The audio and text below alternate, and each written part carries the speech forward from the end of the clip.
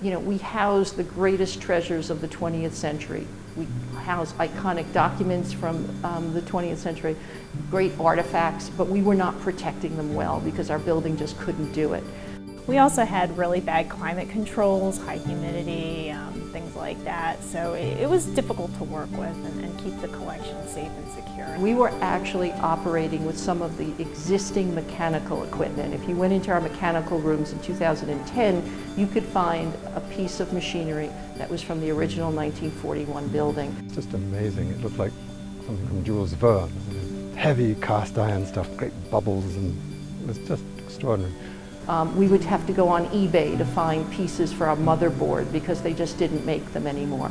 And so we weren't able to tell the National Archives and really the American people that we were maintaining the collections in the right way. Because of the way the walls were built, they didn't have internal flashing in the wall like you would expect, so it was diverting water that leaked through the stone up above would end up inside the building instead of being diverted to the outside the way you'd expect. And most important here, a good stack of archival material acts as insulation, so that in a room which is at a certain temperature, for the benefit of the books and papers, the temperature immediately behind them on the outside wall can be 10 degrees lower.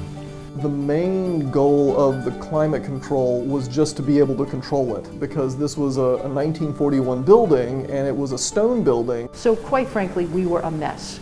We desperately needed a renovation. Because of the use of the building, any water inside is a special concern, so there wasn't really any way to prevent the water from getting into the stone, just being the nature of the stone building. So we had to figure out a way to collect the water that did make it through the stone, collect it and take it away from sensitive parts of the building so it could be removed. So we came up with an internal gutter system that goes around the inside perimeter of those two 1972 wings. So any water that gets through the stone ends up in that gutter, and it's sloped to a few different parts of the building where it can be removed either through a floor drain or into some storage barrels where there was no drainage available. And there's leak detection cables in it, so the second any water does enter the building through those gutters, the library immediately knows about it. So between all of the architects and the project managers and everyone at EYP, I think they've done a fantastic job. You know, now we feel like our collections are in a safe place and we can really move forward and take care of the collection the way it's supposed to be taken care of. I think FDR would have been very, very proud of the work they did.